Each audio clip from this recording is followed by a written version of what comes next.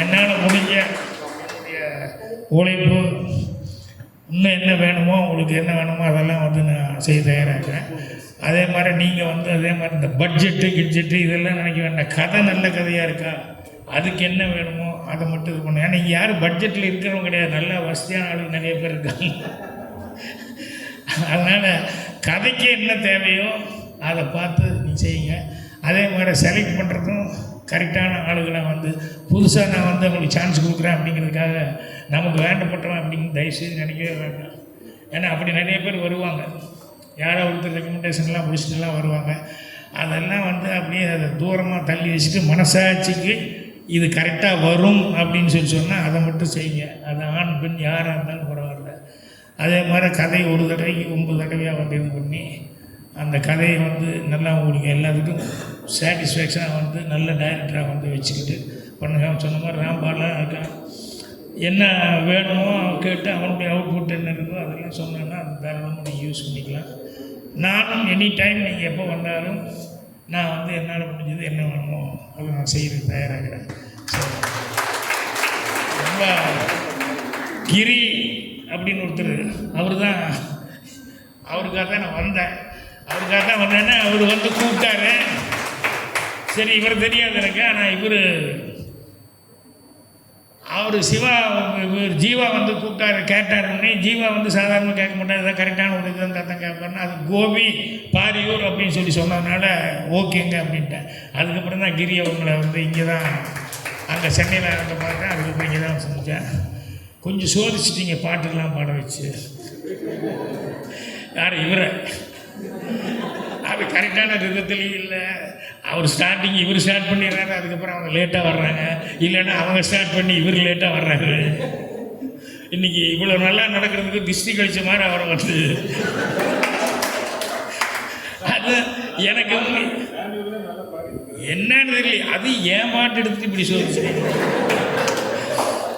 எனக்கு நல்லா ஞாபகம் இருக்குது, அவங்க சித்தப்பா சங்கர் கணேசன் அவங்களுக்கு கதை சொன்னேன்.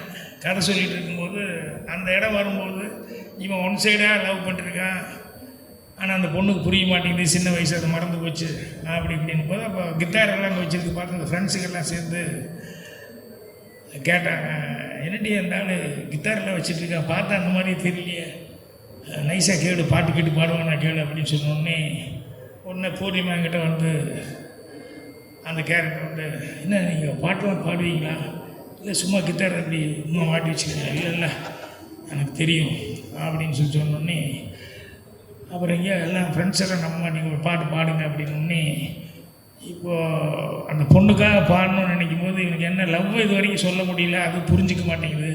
அப்போ யோசிக்கிறான் என்னடா பாடலாம் அப்படின்னு சொல்லும்போது ஸ்கூலில் வந்து ப்ரேயர் அப்போ அந்த இதில் குழந்தைகள்லாம் பார்ட்டிசிபேட் பண்ணுவாங்க இல்லையா, அதில் அந்த பொண்ணுக்கூட பாடின பாட்டு, சின்ன குழந்தையாக இருக்கும்போது பாடின பாட்டு ஞாபகம் வந்தது. ஞாபகம் பண்ணி ஒன்று அதை பாடினாலாவது அந்த பொண்ணு என் மனசில் இருக்கிறது புரிஞ்சுக்குவாளா அப்படின்னு சொல்லிட்டு, சார் அந்த இடத்துல தான் பாட்டு அப்படின்னு சொல்லி சங்கர் கணேஷ்கிட்ட சொல்லிட்டு அது பாடுன்னு சொன்னோடனே உடனே டின் டின் டா டா டா டா டா டா டா டா டின் டின் டா டா டா டா டி டா டா டா அப்படிங்கிற மாதிரி அந்த ஸ்கூலுக்கு பாடுறாங்க. இது நல்லா இருக்கே சார், இது இப்படியே பண்ணிக்கலாமே, இது என்ன அதான் டின் டின்டா அப்படின்னு அதுக்கு வார்த்தை போட்டோம்னு இதே நல்லா இருக்குது அப்படின்னு சொல்லிட்டு முதலாக நான் கம்போஸ் பண்ணது, சாதாரணமாக கம்போஸ் பண்ண பாட்டு அது. அப்புறம் அவங்க அதுக்கு ஆர்கெஸ்ட்ராலாம் பண்ணி ரொம்ப நல்லா பண்ணாங்க. அந்த பாட்டு இன்றைக்கி ஜீவா அவர்கள் வந்து அவரை ரொம்ப சிரமப்படுத்திடுச்சுன்னு நினைக்கிறேன். ஆனால் பரவாயில்ல, பாடுறதுக்கு அதுக்கெல்லாம் ஒரு தைரியம் வேணும். இத்தனை பேர் உட்கார வச்சுக்கிட்டு நான் பாடுறேன் அப்படின்னு சொல்லிட்டு மைக் கையில் பிடிக்கிறதுக்கெல்லாம் ஒரு தைரியம் வேணும். அவர் தைரியமாக இது பண்ணார். ஸோ அந்த டீமில் முதல்ல பாடினவங்க 2 பேர் பாடினாங்க, அவங்களும் நல்லா பாடினாங்க. அவங்களுடைய பேலன்ஸ் பண்ணி அவருக்கு முன்னாலேயே அவங்களெல்லாம் பாட வச்சுட்டீங்க. நல்ல வேலை ஜீவா ஓப்பனிங்காக இருக்குதுன்னா எல்லோரும் அப்படியே டீ சாப்பிட போகலாமா அப்படி இப்படின்னு சொல்லிட்டு எனக்கு நல்ல ஞாபகம் இருக்குது. இந்த பாட்டுன்னா இளையராஜா எனக்கு பாட்டு போட்டார். நான் வந்து அந்த பாட்டு கூப்பிட்டு ரொம்ப நல்ல மெலடி உங்களுக்கு நல்லா இருக்கும், கேளுங்க உங்களுக்காக போட்டிருக்கேன் அப்படின்னு சொல்லிட்டு தூரில் நம்ம வச்சுக்கு வீட்டுக்கு ஃபோன் பண்ணி ரொம்ப அழகாக வந்திருக்கு அப்படின்னு சொல்லிட்டு அந்த டியூனை அப்புறம் நான் கேட்டேன். ரியாக்ஷன் பார்த்துட்டு என்னங்க இவ்வளோ நல்ல டியூனு சரியா ரியாக்ஷனே இல்லாமல் இருக்கு அப்படி. இல்லைங்க டியூன் நல்லா இருக்குது, கண்டிப்பாக டியூன் நல்லா இருக்குது பாட்டுக்கிட்ட. ஆனால் என் படத்துக்கு தான் நான் ரொம்ப யோசிக்கிறேன். என்னென்ன என் படம் நல்லா ஸ்பீடாக கலகலன்னு சிரிச்சுட்டு போயிட்டுருப்பாங்க. டக்குன்னு அந்த இடத்துல பாட்டு வரும்போது கண்ணை திறக்கணும் சாமி இப்படிலாம் வந்ததுன்னா ஜாலி ஆகிடுவான். அந்த இடத்துல இந்த பாட்டு வந்ததுன்னா சரியாக போங்க உங்களுக்கு மெலடி டேஸ்ட்டே இல்லை அப்படின்னு சொல்லிட்டு டெஃபினட்டாக இது ஹிட்டாக நீங்கள் ஓகே பண்ணுங்க சரிங்க அப்படின்ட்டு. அப்புறம் ஒரு பாட்டு போட்டார். அந்த பாட்டு உண்மையிலே நல்லா இருந்தது. அது என்னன்னா அந்த பூபாலம் ஈசைக்கும் அந்த பாட்டு தான். அப்புறம் நான் போட்டேன், பாட்டு போட்டு நல்லா இருந்தது எல்லாம் ஓகே. இந்த கோபிக்கு தான் ஷூட்டிங் வந்து அடுத்த படத்துக்கு நான் இங்கே வந்திருக்கேன்னு சொன்னோடனே உடனே அந்த தேட்டருக்காரன் போய் எப்படியோ கஷ்டப்பட்டு அந்த தூரில் என்ன வச்சு படத்தை பிடிச்சி கொண்டு வந்து இங்கே போட்டான். யூனிட் நீங்கள் வந்து எனக்கு பெருமை பண்ணான் அப்படின்னு சொல்லி தேட்டருக்காரர் போட்டதுனால அப்புறம் யூனிட் எல்லாத்தையும் கூப்பிட்டு போயிட்டோம். போய் படத்துக்கு போனால் எல்லோரும் உட்காந்துருக்கோம். கரெக்டாக அந்த பாட்டு வர்ற இடத்துல டக்குன்னு பாட்டு வரல, அடுத்த சீன் வந்துருச்சு. டே ரீல் மாற்றி போட்டான், போ பாட்டு வரல போய் சொல்லு அப்படின்னா அதுக்குள்ளே இந்த சீன் ஓடிக்கிட்டு இருக்கு. அட போங்கடா ஆப்ரேட்டர் சொல்லுங்கடா, அந்த இடத்துல பாட்டு வரணும், அவன் ஏதோ ரீல் மாற்றி விட்டான் உங்களுக்கு, போய் சொல்லுங்கண்ணா. அப்புறம் போனால் அதுக்குள்ளே வேறு சீன் போய் அப்படியே ஓடிக்கிட்டு இருக்கு. ஆப்ரேட்டர் இன்டர்வலில் வந்து பேசுகிறாங்க. இன்னும் இன்டர்வல் வந்து என்னடா பேச போகிறான்.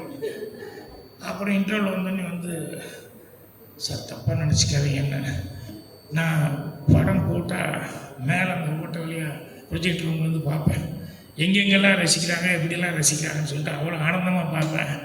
அவ்வளோ பிரமாதமாக ரசிச்சுட்டு இருந்தாங்க சார். இந்த பூபாலம் பாட்டு வந்தது, பூபாலம் அப்படி பண்ணி டே மச்சான் தீப்டி வச்சுருக்க, டே ஆர்ச்சாமே சேர்த்து கடை வீடு இருக்கா அப்படின்னாங்க. இப்படி இங்கே ஒரு 8 பேர் இருந்துச்சாங்க சார், அங்கே ஒரு 5-6 பேர் இருந்துச்சாங்க, அங்கே ஒரு 6-7 பேர் இருந்துச்சாங்க. எனக்கு தாங்கிக்கவே முடியல. ஏன்னா படம் இவ்வளவு என்ஜாய் பண்ணி பாட்டுருந்தாங்க. டப்புன்னு பூபாலம்னு வீட்டுக்கு தீப்பெட்டி இருக்கா அது இருக்கா இது இருக்கான்னு கும்பலாக வெளியே போகிறானுங்க. அடுத்த ஷோ பார்த்தேன், அதுலேயும் இதே மாதிரி பூபாலம்னு அவன் தீப்பெட்டி இருக்கா அது இருக்கான்னு கேட்குறான், எல்லாம் இருந்துச்சு வெளியே போகிறானுங்க சார். இவ்வளோ நல்ல படத்தில் இப்படி போகிறாங்களேன்னு எனக்கு மனசே கேட்கல சார். அதுக்கப்புறமா அப்படியே பாட்டு தூக்கி வச்சுட்டேன் சார். அதுக்கப்புறம் எங்கேயுமே யாருமே எந்திரிக்கல, தயவுசெய்து தப்பாக நினச்சிக்காதீங்க. ஆனால் அந்த பாட்டு இளையராஜா நினச்ச மாதிரி எப்போ கேட்டாலும் அவ்வளோ மெலடியாக இருக்கும். நைட்டில் தூக்கம் அதை கேட்டாலே ஆட்டோமேட்டிக்காக தூக்கம் வந்துடும். நானே அதுக்கப்புறம் பின்னாலையெல்லாம் வந்து ராத்திரியில் அந்த பாட்டு நல்லா பல தடவை கேட்டிருக்கேன், கேட்டு என்ஜாய் பண்ணேன். ஆனால் என் படத்தில் ஏன்னா நான் காமெடியாக படம் கிடக்கணும்னு ஓடிட்டுருக்கு ஸ்பீடு. அவ்வளோ ஸ்பீடாக வந்துட்டு இருக்கும்போது அந்த இடத்துல வந்தால் அதுக்கு தகுந்த மாதிரி தங்கச்சங்கிலி பாடினாங்களே இந்த மாதிரிலாம் பாட்டாக இருந்ததுன்னா அது ரிதமிக்காக இருந்தால் கேட்பாங்க. இது ஸ்லோவாக அப்படி ஆரம்பிச்சுன்னுமே அவன் எதிர்ச்சிட்டான். அந்த மாதிரி ராஜா பாட்டில் கூட இப்படி நிறைய பேர் எந்திரிச்சு போகிறது. ஏன்னா பாட்டை ரசிக்கிறதுங்கிறது சாதாரண விஷயம் இல்லை. அந்த பாட்டு வந்து எந்த இடத்துல எந்த படத்தில் எப்படி வருது அப்படிங்கிறது பொறுத்து இருக்குது. ஸோ அது மாதிரி உங்கள் பாட்டு பிரம்மாண்டமான பாட்டு. அதனால் யாரும் ஃபீல் பண்ணுறமா நீங்கள் நினைக்க வேண்டாம். இன்றைக்கி அது ஏதோ ரிதமிக்காக சேராமல் போயிடுச்சு, அவ்வளோதான். மற்றபடி இன்னொரு நாள் நீங்கள் வந்து அடிக்கடி மீட் பண்ணுவோம் இல்லையா, நல்லா தயார் பண்ணிக்கோங்க, நல்லா ப்ராக்டிஸ் பண்ணிக்கோங்க. நான் வந்து அதை கேட்குறேன், முடிஞ்சால் நானும் உங்களோட பாடுறேன்.